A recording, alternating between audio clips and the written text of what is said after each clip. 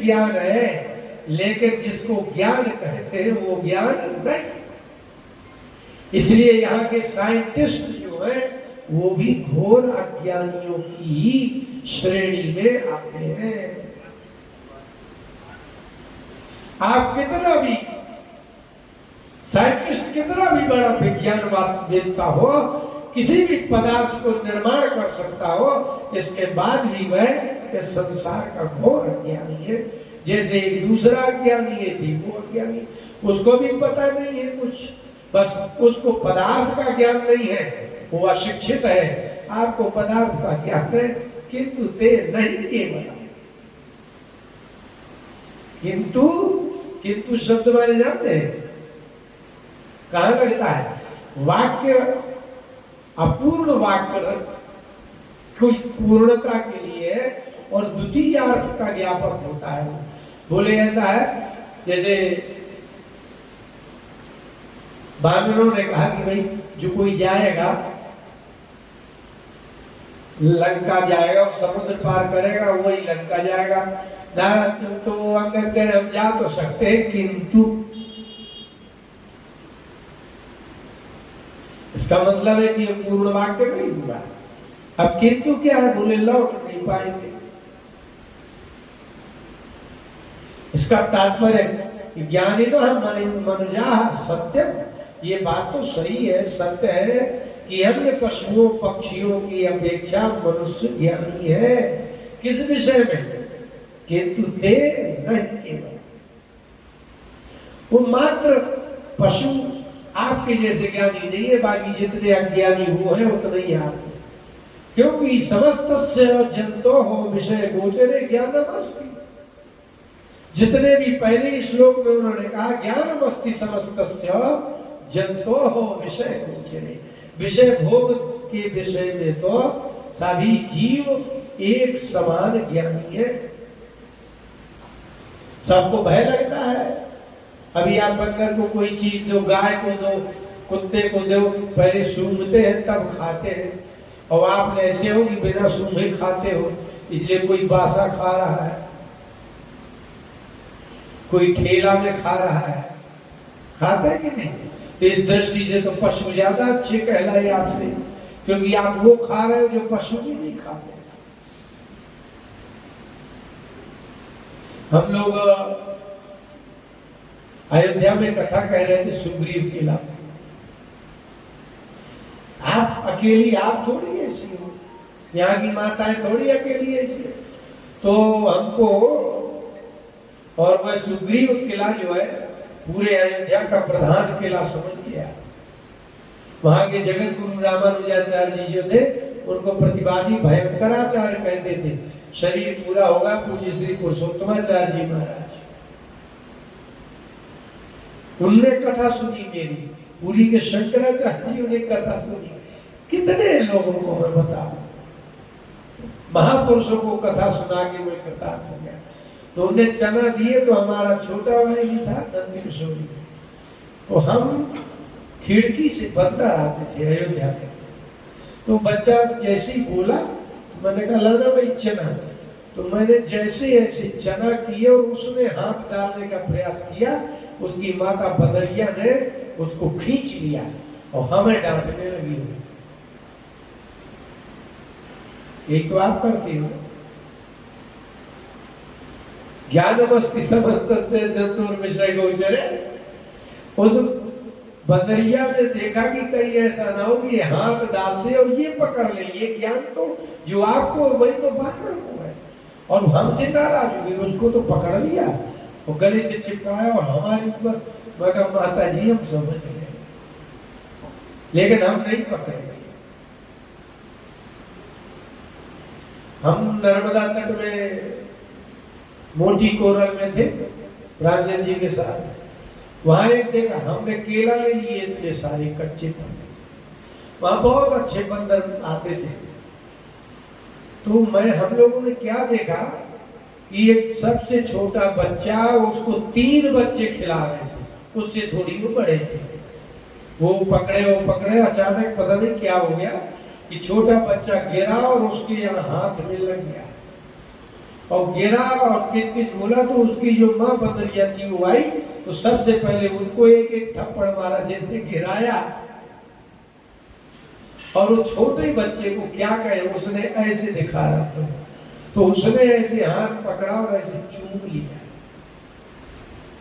ये ऋषियों के वाक्य नहीं है, ये बायोलॉजी है कि जो ज्ञान मनुष्य को है वही ज्ञान सारे जीवों को है।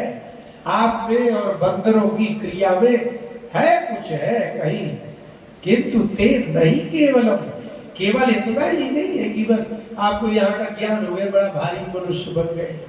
महात्मा ने कहा कि ठीक है ज्ञानिना मनुजा, किंतु सत्यम, ये बात सत्य है कि मनुष्य ज्ञानी है, लेकिन खाली इतना ही नहीं है, खाली यही ज्ञान थोड़ी है। क्यों? बोले जातो ही ज्ञानिनः सर्वे पशु पक्षी मृगादया। अब आप मनुष्यता ढूंढ लीजिए अपने में, आप खाली कपड़े ही भरा पहने हो, लेकिन जो पशुओं में है, जो पक्षी में है और मृग हिरण में, वही गुण आप में है। आप कपड़े भर पहने हो, लेकिन बौद्धिक वृत्ति, मानसिक वृत्ति एक जैसी है, एक जैसी। एक गरीब आदमी दिन भर रुपया मांगता है, क्या है उसके अंदर? तृष्णा। चलो हम आपको इस भारत सरकार का सबसे बड़ा ऑफिसर दिखाएं जो हर आदमी से रुपया मांगता है काम करने की। तो जिसको 1 लाख रुपया महीना मिल रहा है वो इतना भिखमंगा है, कितना तृष्णालु है। वो तो गरीब है तो मांग रहा है, तो वो भी तृष्णालु। क्या है, क्या अंतर हो गया? वो 10 रुपया मांग रहा है, आप 10 लाख मांग रहे हो, इससे क्या फर्क पड़ता है? भिखारी तो आप दोनों ही हो। इसलिए कहा कि ज्ञानिना मनुजा सत्यम, और ये बात इसमें कोई दो राय नहीं है, सत्य ही है। लेकिन यतो ही ज्ञानिनः सर्वे, जैसे आप ज्ञानी हो ना राजा, हे राजन, हे वैश्य, जैसे तुम ज्ञानी हो ना, ऐसे ही पशु पक्षी मृगादया, ऐसे पशु पक्षी भी ज्ञानी है। भोग और भोजन के विषय में मनुष्य बिल्कुल ज्ञानी नहीं है। जो पशुओं में है, जो पक्षियों में है, वही आप में, कोई अंतर नहीं है। और ज्ञानम चतन मनुष्याणाम और यथेषाम मृग पक्षिणाम, ये अहंकार नहीं तोड़ रहे हैं, वो आपका यथार्थ बता रहे हैं। यथेषाम तेषाम मृग पशु पक्षिणाम यद ज्ञानम तो मनुष्याणाम च, तो जो ज्ञान पशु पक्षियों को है वही मनुष्यों का है। क्यों? बोले सब तुल्य मन्यत तथो भयो तुल्यम, ये है विवेक। उभयो एतत् तुल्यम, मनुष्यों में और पशु पक्षी मृगादि में ये तुल्यम, ये दोनों एक ही समान है। अभी हम लोग कहां से, छतरपुर से महोबा जा रहे थे भूपेंद्र जी के साथ। एक व्यक्ति बैठा था, अजीब सा, मतलब अब आजकल तो उल्टा सीधा वेशभूषा बना लेते हैं, दाढ़ी रखा ली, कान छिड़ा लिए। तो मैंने उससे यही पूछा रास्ते, बोले गुरु जी कुछ बोलो ना। तो मैंने कहा कि पिछले 1 जून की बात है। मैंने कहा कुछ पूछे तो बताओ। बोले हाँ। मैंने कहा तुम आदमी हो? बोले गुरु जी हम कितनी बार आपसे मिल चुके, आप हमको आदमी।